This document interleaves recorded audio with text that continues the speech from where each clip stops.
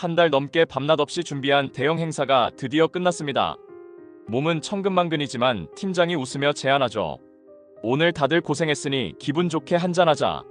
이 상황에서 저는 피곤해서 먼저 가보겠습니다라고 말할 수 있는 직장인, 과연 몇이나 될까요?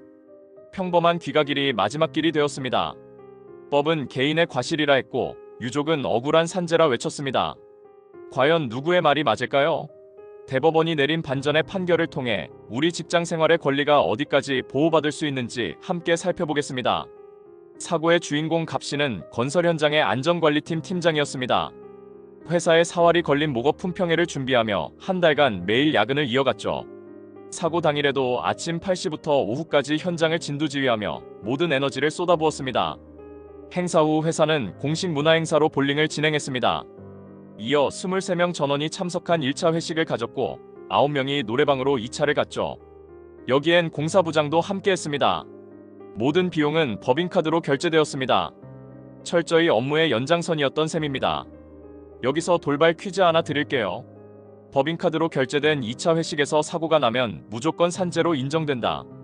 과연 정답은 O일까요? X일까요? 법의 잣대는 생각보다 정교합니다. 여러분의 선택은 무엇인가요?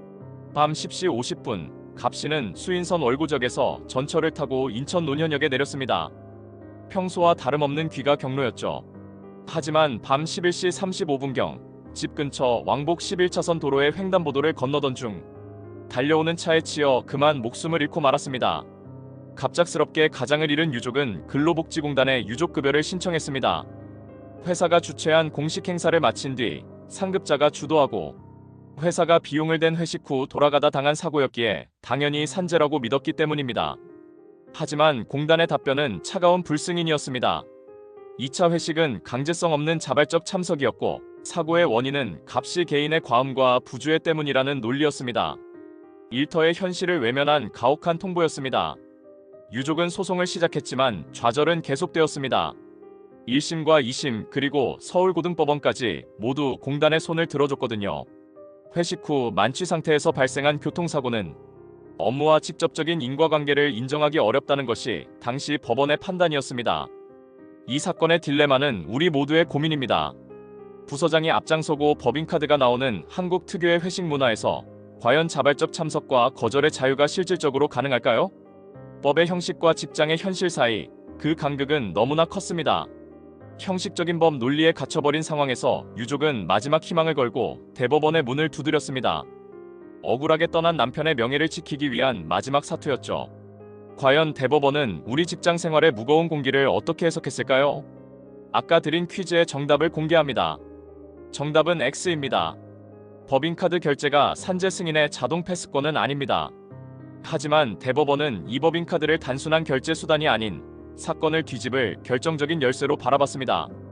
하급심이 형식에 치중했다면 대법원은 종합적 고려를 택했습니다.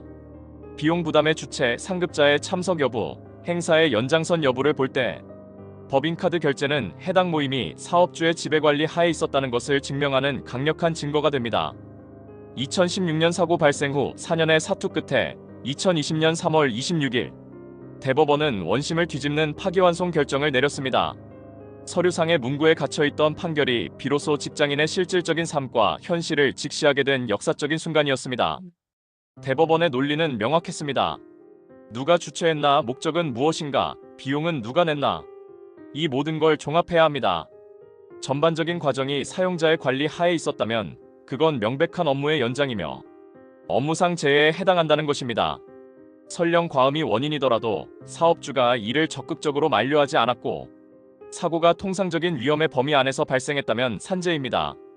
근로자 혼자 자발적으로 마신 게 아니라면 회식 중의 과음 역시 업무의 결과로 본 것이죠. 특히 갑씨가 품평회라는 핵심 업무의 연장선에서 회식에 참석했고 평소와 똑같은 귀가 경로를 이용했다는 점에 주목했습니다.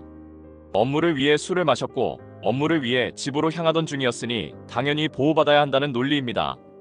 이번 판결은 자발적 참석이라는 형식적인 서류 뭉치보다 사회, 통념에 기반한 직장 생활의 실질적인 현실을 통찰했다는데 큰 의의가 있습니다. 법은 글자가 아니라 일하는 사람의 삶을 보호해야 한다는 원칙을 재확인해 준 것입니다. 우리 사회에서 회식은 단순한 술자리가 아닙니다. 보이지 않는 위계와 거절하기 힘든 눈치가 존재하는 무거운 현실이죠. 대법원은 이번 판결을 통해 한국 사회에 깊게 뿌리박힌 그 현실을 정면으로 인정하고 수용한 것입니다. 비슷한 상황을 겪고 계신다면 반드시 기억하십시오. 법인카드 내역, 메신저 대화, 그리고 당시 상황이 담긴 사진까지. 증거는 시간이 지나면 사라집니다. 사고 직후가 증거 확보의 골든타임이라는 사실을 잊지 마십시오. 회식 산재는 법리가 매우 정교해야 합니다. 억울한 상황에서 혼자 고민하며 골든타임을 놓치지 마십시오.